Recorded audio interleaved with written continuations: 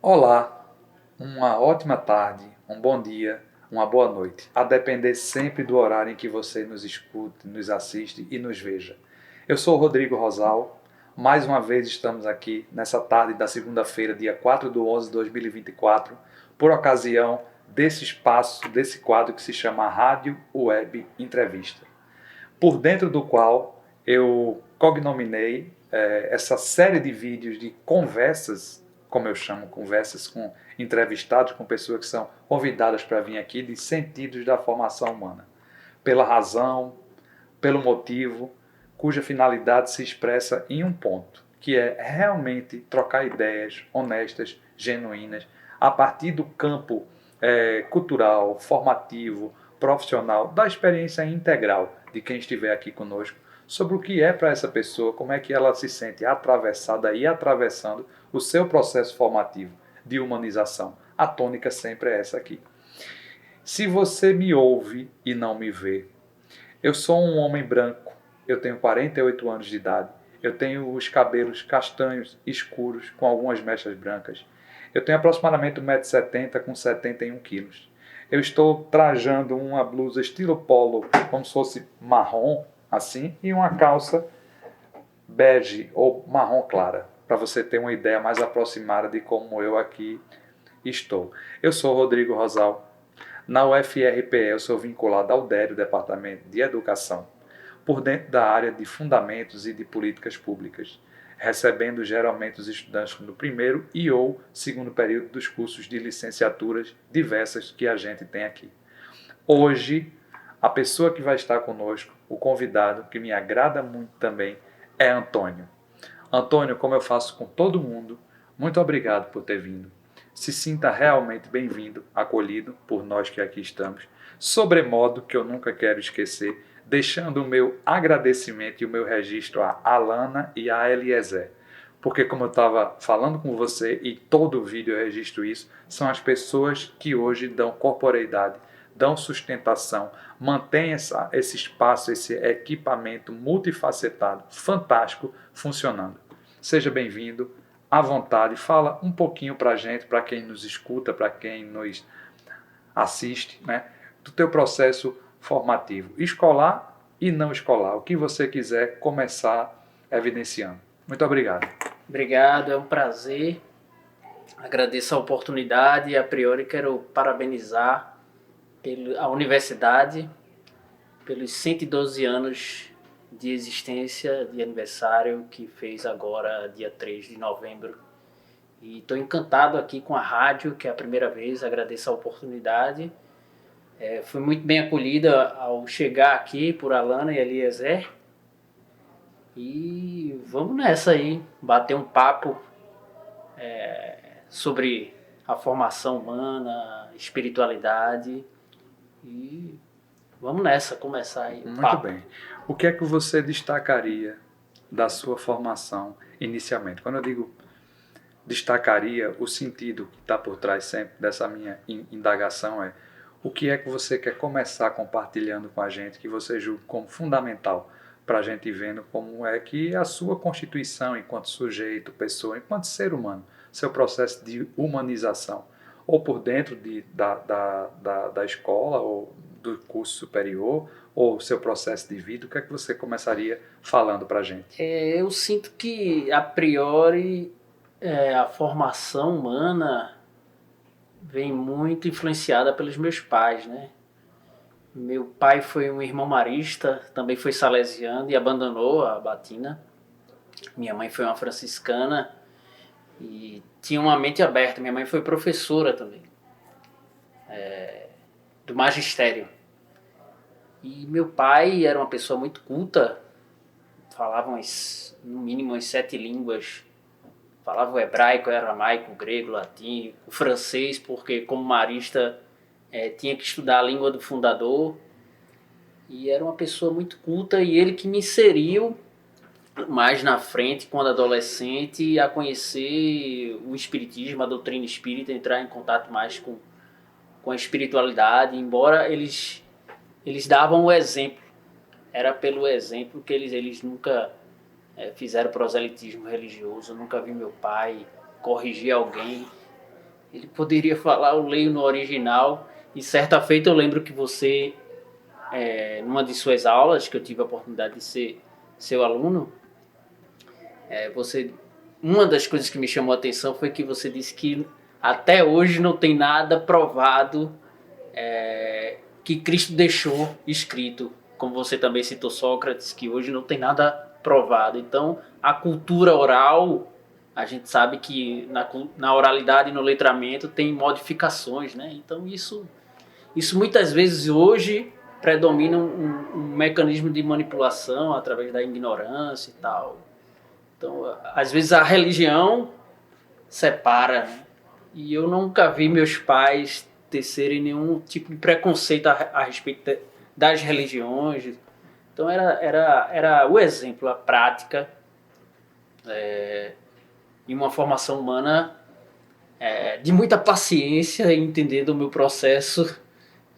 Hoje eu vejo muitas coisas que meu pai falava, porque é minha referência maior, né?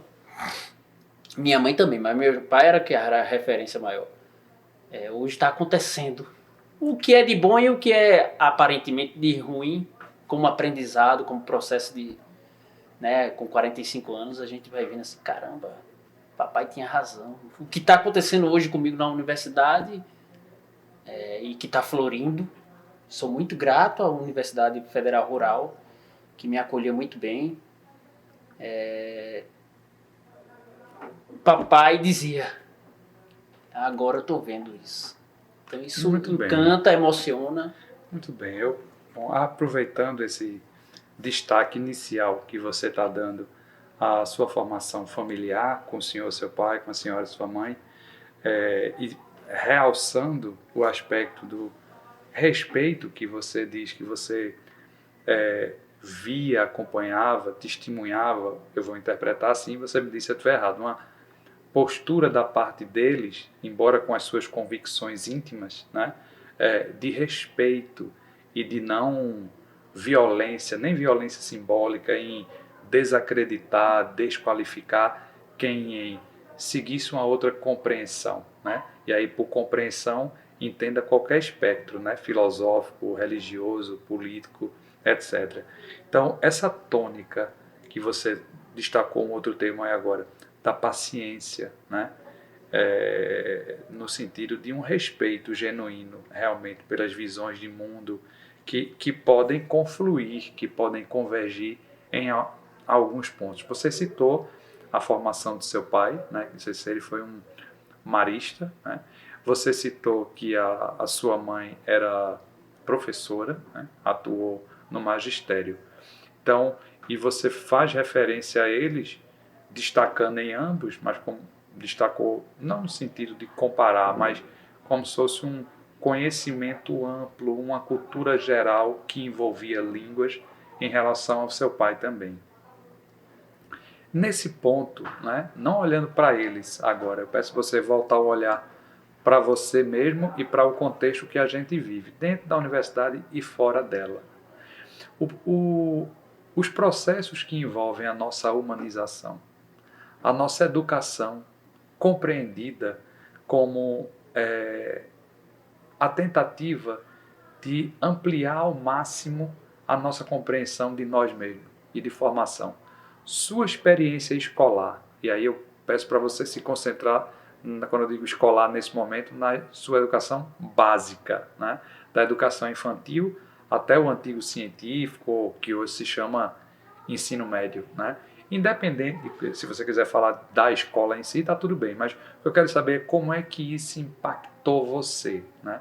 Sua experiência por dentro da ou das escolas, ela fortaleceu suas convicções primeiras, né, que você sorveu com a convivência com seu pai, com sua mãe, ou ela tensionou muito em relação ao que você aprendeu com eles e o que você estava vivenciando na escola? Como é que você destaca o impacto da sua vivência escolar na sua humanização, Antônio? A educação afetiva foi importante para dar uma formação sólida.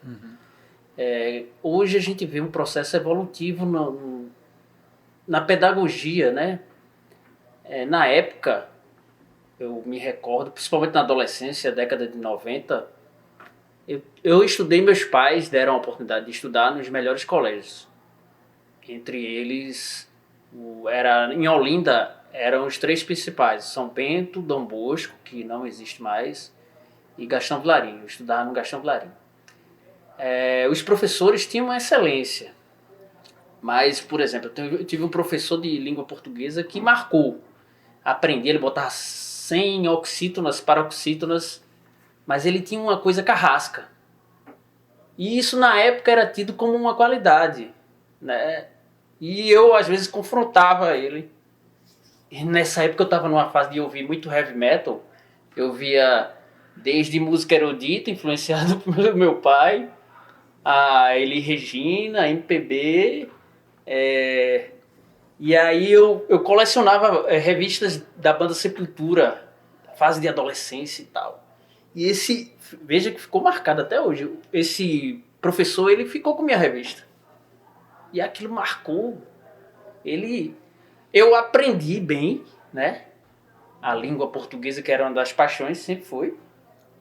Mas aquela coisa carrasca, você vê que prejudica um pouco, né? Entendi. Né? E que interessante, quando você traz isso, você diz, à época, essa postura, ela poderia ser vista como algo até que mostraria uma qualidade de um educadora, mas que isso, de alguma maneira, hoje vem sendo desconstruído, reconstruído de uma outra forma. Quer dizer, um grau de exigência, de comprometimento, que a gente quer que qualquer estudante seja, isso é relevante para a própria construção da humanidade que queira ser expressa a partir de qualquer ser.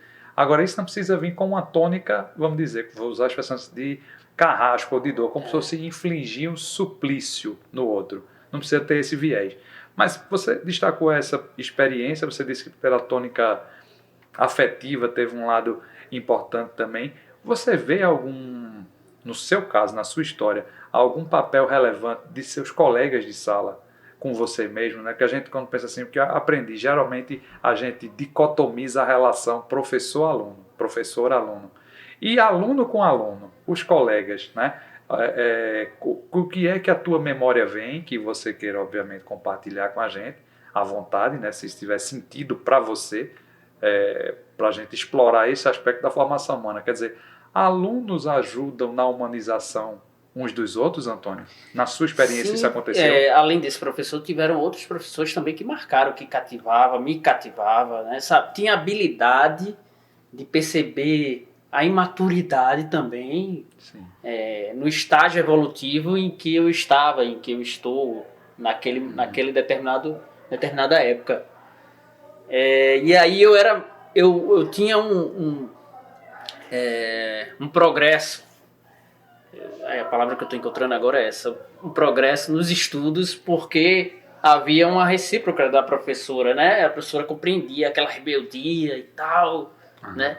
E nessa época, na década de 90, o circuito de afetos era muito sólido, parecia família, não tinha celular, né? Não tinha internet, e tenho amigos até hoje, que uma vez eu reencontrei, Adriano Miranda. E nessa época foi ele que me apresentou o heavy metal, Iron Maiden, era a época do vinil. E era o meu segundo lar, né? Então, ele era, parece que a oitava série, eu estava na quinta. Mas eu percebi ele estudando, gostava de estudar. E eu ouvi Chico Buarque, a gente pegava os LPs e ficava vendo as letras. Então tinha todo esse circuito de afeto entre os colegas do colégio, e que depois fui conhecendo outros de outras escolas, e também aí eu admirava algum que era mais para exatas, e alguns até hoje eu tenho contato, né? Hoje com a possibilidade das plataformas digitais, a gente às vezes troca conversa, mas assim, o circuito de afetos são outros, assim, a gente vem para a universidade. Sim. Eu tenho uma formação anterior em jornalismo, e aí a gente vai tendo um outro circuito de afetos e tal, permanece alguns, e as pessoas vão vão fazendo escolhas, né? Mas se encontrar, o sentimento é o mesmo, né? Entendi. A acolhida afetiva é a mesma. Um dia desse reencontrou e, por um acaso, entre aspas, puxa, que massa, celebração, que bom dar um abraço e tá tudo bem. Entendi. Eu tenho explorado, né, com outros estudantes que têm vindo aqui também, ou com outras pessoas, esse aspecto dos colegas. Pode ser de sala, pode ser de outro local. Eu falei de sala porque, como você começou falando, na influência dos seus pais. Você se estudei nas melhores escolas. Aí eu quis saber como foi tua formação escolar. E você, a partir do que você entrega, eu fui curioso sempre para saber assim, é razoável dizer, sim, que nós temos uma função humanizadora no sentido de nos melhorarmos multidimensionalmente. Você destacou muito o lado afetivo, que às vezes ele é até eclipsado, ofuscado por um exagero da cognição, da racionalidade, né, do desempenho da entrega de produtos e serviços, de notas, de textos, enfim, para que a gente possa evidenciar que aprendeu, né, o que os componentes curriculares, os conteúdos, as matérias, os assuntos que foram ofertados para a gente, como é que a gente triturou tudo isso e apresenta em forma de quê? O afeto é algo aparentemente sutil, mas muito potente também, né? Caramba, com certeza. Não só de resgatar lembranças, etc., mas eu acho que é uma atitude até subversiva hoje e de rebeldia no sentido de inconformidade, a gente trazer a teoria dos afetos e as práticas, né, ditas afetuosas, acolhedoras, afetivas, não no sentido piegas, mas no sentido de ser uma potência de vida para a gente também.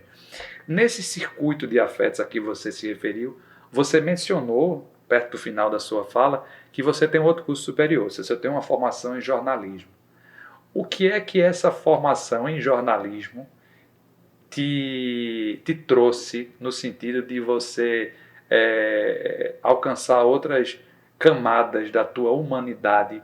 E o que é que, se tu quiser também enaltecer do que tu aprendeu que não deve ser feito em qualquer uma dessas caminhadas, na escola, nas amizades com professores, um destaque com o professor você já deu também, que tu possa dizer assim, minha formação em jornalismo me trouxe isso, apareceu em mim por dentro dessa formação e dessa prática jornalística que eu tive, ou que tenho ainda, não sei. O que é que tu gostaria de conversar a respeito Então, muito disso? bom, muito importante isso, porque o jornalismo surgiu na adolescência.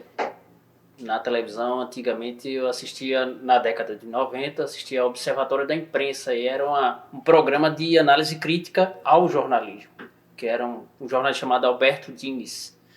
E eu fui criado em banca de revista, meus pais tinham banca de revista, né? Eu acho que também influenciou. E aí eu estava encantado, né? E aí eu fui fazer jornalismo, morei um tempo em Salvador e fiz lá. E uma das realizações, que era um sonho, era trabalhar com Paulo Henrique Amorim, um jornalista que morreu, acho que, salvo engano, uns 3 anos, tem mais ou menos isso. E aí o jornalismo possibilitou esse campo de afeto, porque, como você falou, a questão cognitiva, o cara pode ser um gênio, mas se não tiver afeto,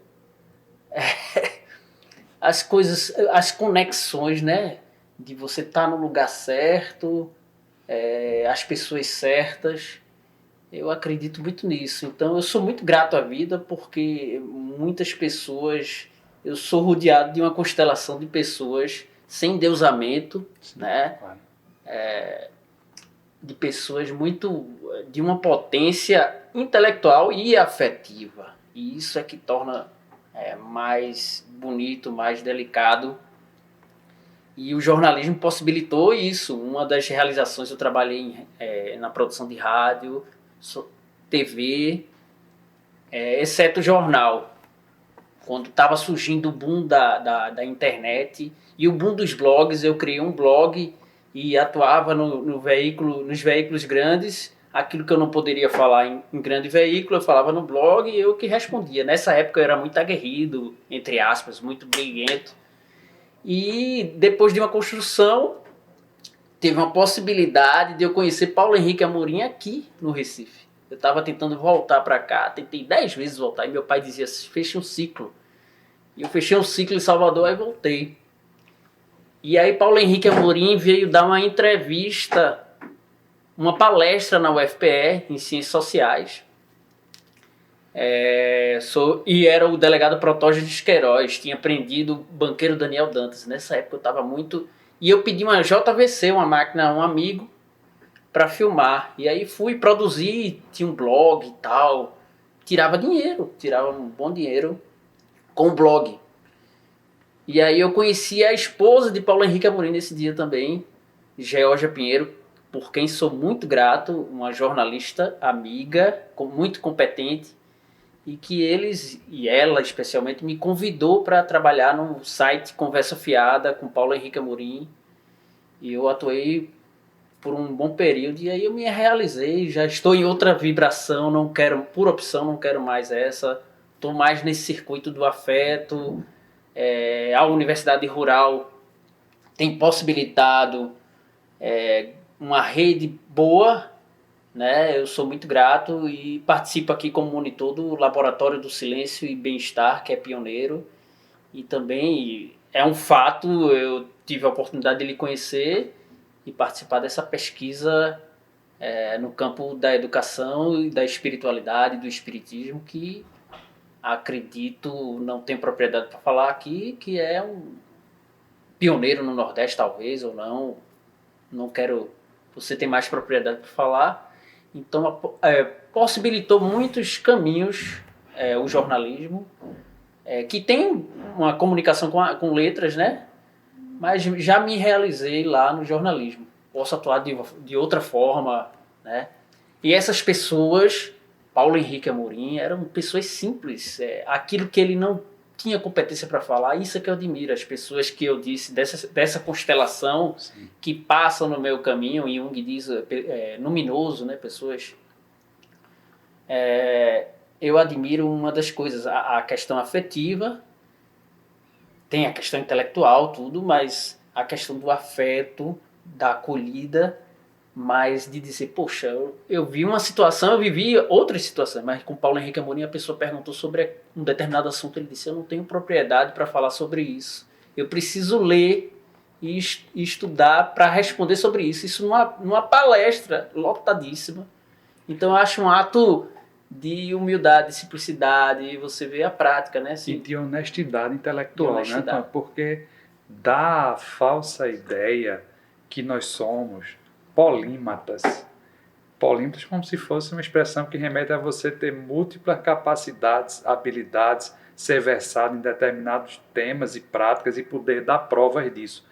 É uma maneira, às vezes, aparentemente polida ou disfarçada, da gente querer sempre dominar, prevalecer e avançar em campos que a gente não tem competência mesmo. E isso é terrível, pode ser trágico. E no meu olhar isso traz mais desumanidade para a gente e para quem recebe essas questões da gente do que propriamente humanidade. Então quando você destaca esse lado, citou o caso dele especificamente porque você veio à sua memória agora, você tem um vínculo afetivo e um respeito grande por ele, mas você disse que teria outros também. Quer dizer, quando reconhece que não sabe, não posso falar agora, isso, antes de mais nada, também é uma questão de honestidade intelectual, para não balbuciar, para não trazer de forma leviana. Veja, você vem de uma área de comunicação social, né? Eu entendo que o jornalismo, como outros conhecimentos e saberes vinculados a essa área, podem ter, claro, né? Um papel relevante na questão da nossa formação humana. Só que você já destacou algo que eu sei que você está vinculado a isso, né? Como você disse, nós tivemos chance de nos conhecer por ocasião de você estar estudando um componente curricular comigo aqui, né? Mas por ocasião da greve, nós os professores precisamos fazer uma rearrumação, eu saí de sua turma, foi para outra. E agora você está, eu vou dizer iniciando, porque a bolsa foi efetivada agora, por dentro do programa BIA, que eu já falei em outros instantes aqui, que é uma bolsa de incentivo acadêmico, né? Você está começando um estudo comigo, que tem a ver com uma seara mais ampla da educação e da espiritualidade, como você disse, por dentro da qual a gente está procurando fazer perguntas para entender as raízes históricas, as vinculações filosóficas e os contornos que lhe dão especificidade da chamada pedagogia espírita, tal qual inicialmente Dora encontra e traz. Só para citar, porque você disse, nosso projeto, você tem propriedade, aí eu estou dando só esse spoiler, mas voltando que o foco aqui hoje, no bom sentido, é você, é a sua entrega. Então você, desculpa interromper, você falou do Laboratório do Silêncio. Só voltando um pouquinho, eu vou Sim. falar, uma das coisas que meu pai chamava atenção era o cemitério tá cheio de insubstituíveis. Sim. Ele já queria deixar, ele já percebia traços da minha personalidade. E minha mãe dizia assim, cuidado para não ser pernóstico.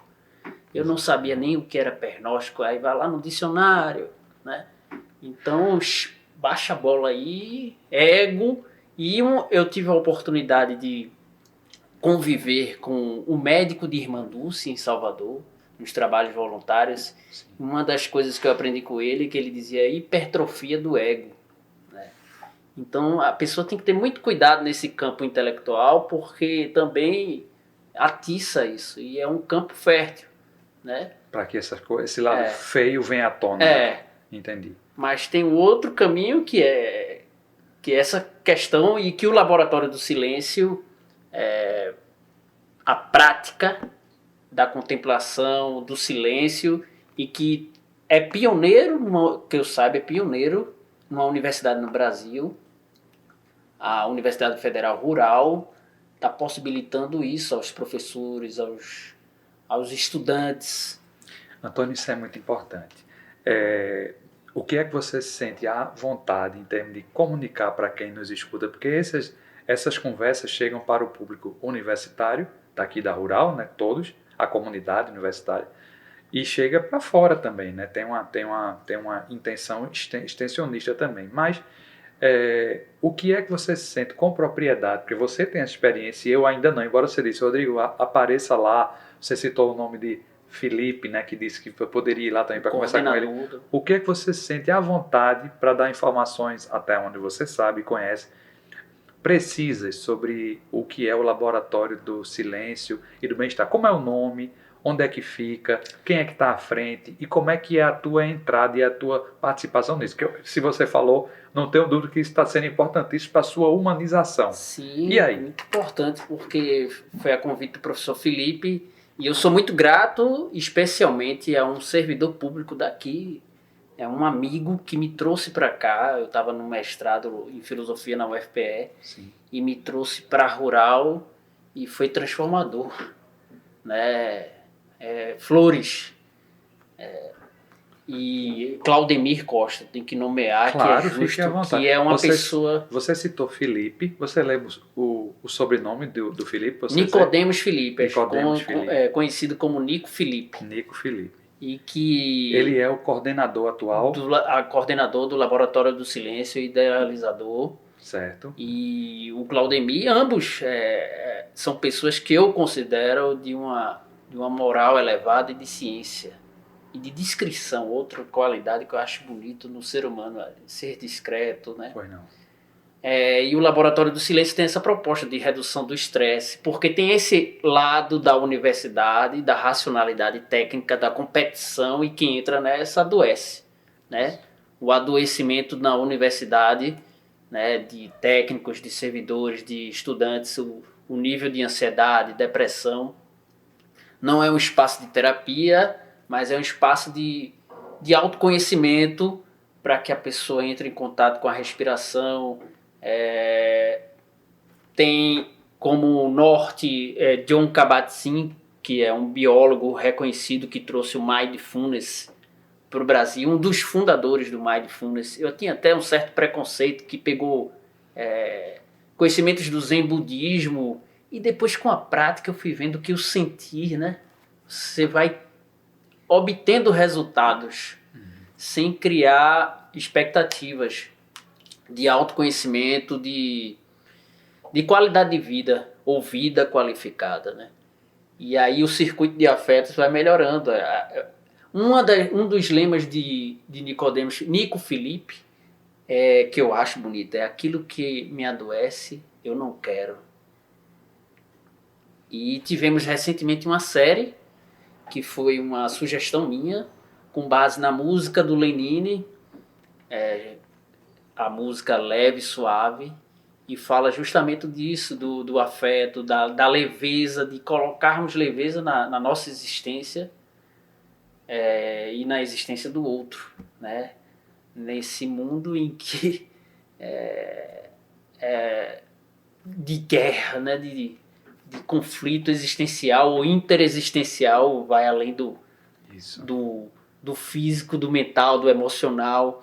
Então Leonardo Boff fala de ecologia mental. Então eu digo que a Rural e o Laboratório do Silêncio é o meu oásis na minha travessia interexistencial.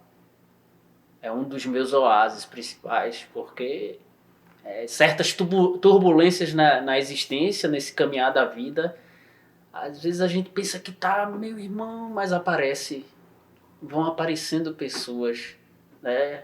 Ninguém cresce só, velho. Ninguém, por mais intelecto que tenha, mas não cresce só. Eu quero conhecer esse aí, que cresceu sozinho no mundo. E como você disse, aproveitando isso, veja, primeiro está amplamente aberto o convite a qualquer pessoa que queira vir aqui.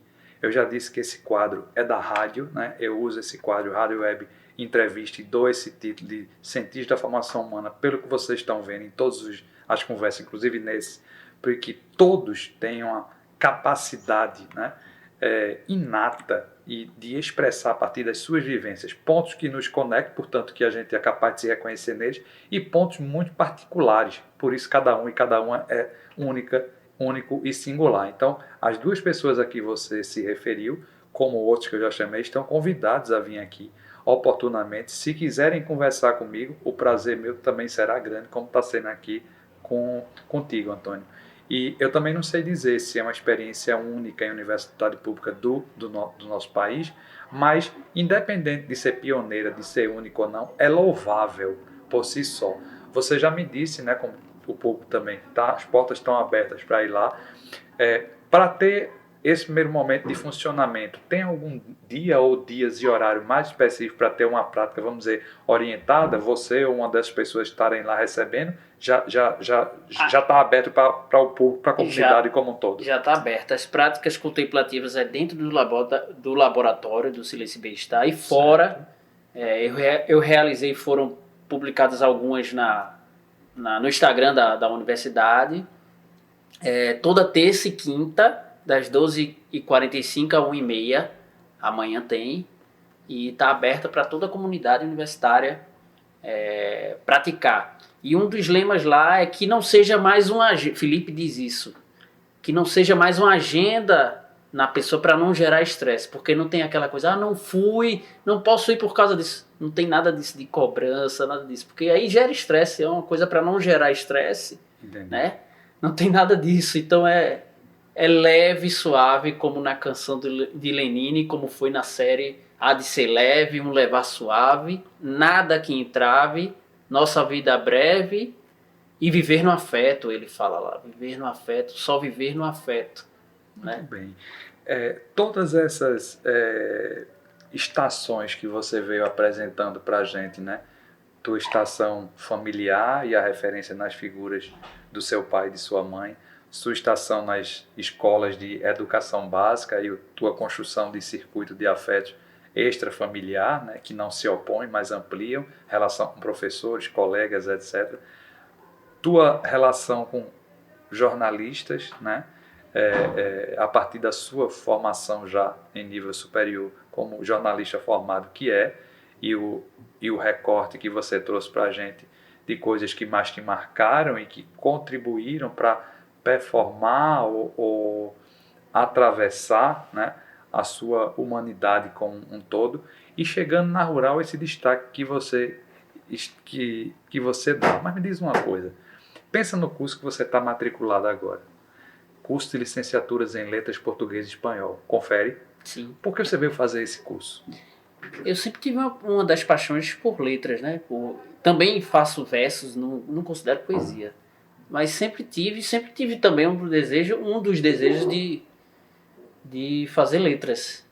E estou encantado. O potencial que a universidade tem dos professores inclusive você, e Iedo Paz também, é um diferencial, né? Uma das propostas que Iedo também faz é fazer aulas extra classe, né? Então você, Iedo e outros, o Felipe, como eu mencionei, eles falam de Paulo Freire, mas praticam Paulo Freire. Então tem uma relação de um potencial intelectual admirável em que eu me sinto no prazer e no dever de escutar, de ouvir, para aprender, de ficar mais em silêncio. E o silêncio não é ausência de ruído, né, entre aspas. Então é para aprender, caramba, quanto eu tenho para aprender desse cara e aí dela, né? Quanta coisa sou. Você sente que nesses espaços, né, da rural como um todo, eu entendo, você está sempre dizendo que está muito grato, está dando destaque a algumas pessoas, eu fico grato, você falou até um pouco de mim aqui e tal, mas você como pessoa inteira, né, não apenas como estudante de curso de licenciatura daqui, que é também, você sente que aqui, entre acertos e erros, etc., entre forças que ajudem mais a gente a humanizar e eventualmente outras que exijam da gente não se contaminar por processos de adoecimento, como você falou, tal. Você acredita que os horizontes que a Rural lhe descortinam e os espaços que ela abre dão realmente campo fértil para você se desenvolver como um todo? Então dá uma formação sólida, humana e espiritual. Essa possibilidade de pesquisar sobre a espiritualidade, né? Que espiritualidade não é só o abstrato, né? Essa prática do silêncio, aproveitar essa natureza, esse ambiente, porque todo dia eu procuro escutar o canto dos pássaros aqui, né? E a universidade dá possibilidades e os professores dão possibilidades de você ter uma carreira brilhante, brilhante no sentido não de ego, Sim, eu entendo. mas de sem fronteiras, de um coração sem fronteiras, de possibilitar estar em qualquer parte do mundo, se souber aproveitar, né? Se deixar só se levar pela hipertrofia do ego e pela vaidade, então cai no precipício. E aí a vida nos ensina, mas é de admirar. Eu contemplo diariamente, principalmente agora, por exemplo, cada período vai conhecendo professor novo, a forma pedagógica de dar a aula, como a relação de afetividade, né? Então eu fico contemplando e ouvindo, escutando, procurando sempre aprender mais. É muito rica, é difícil de mensurar isso aí. E a espiritualidade, que eu acredito que existe, é presente, é pulsante. Então, eu acredito que é por aí. Muito bem.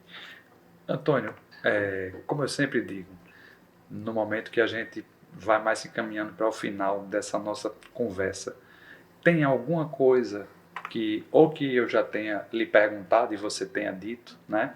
Por todas essas estações ou essas instâncias por onde a gente circulou nessa vereda enorme que é a formação humana, os processos de formação humana. Tem alguma coisa que eu não lhe perguntei, mas que você acha relevante falar, usando a simbologia da própria rural, né? Ex semine sege, que é mais ou menos a ideia de colhes aquilo que planta tal, mas que semente final de afeto e de conhecimento você quer dar para a gente nesse papo nosso aqui que a gente está finalizando? Você quer destacar mais algum aspecto, reforçar o que já disse? Fique à vontade. Fique à vontade. É difícil. Eu penso que essa oportunidade de pesquisar sobre espiritualidade não é por acaso, não é à toa, né? Porque eu tive o contato com mas da escritora, jornalista Dora Encontre, há muito tempo. E eu vim conhecer o trabalho dela mais assim, de pesquisa agora com você, né? Então é uma oportunidade única e no meio, no campo universitário, isso é bom porque possibilita um espaço para discussão sobre isso, né? Discutir no sentido do diálogo, de aprender, de ouvir os contrários. Então eu acho uma coisa única e eu fico muito grato, entusiasmado e também com certo cuidado para acertar, né? Se cobrando um pouco, mas também refletindo. Então eu acho que eu acho importante destacar isso para o meu processo de formação como ser humano, como espírito na Terra, né? Nessa travessia interexistencial que é entre os dois planos, né? Da existência. Eu acho que eu sou muito grato. Eu tenho que agradecer, Muito bem, muito bem. Quem fica grato somos nós. Eu agradeço a sua vinda aqui e espero que quem está nos assistindo, escutando, acompanhando, continue acompanhando esses nossos vídeos, que possam apreciar, sorver, curtir essa conversa, esse papo que a gente teve hoje aqui. Até a próxima.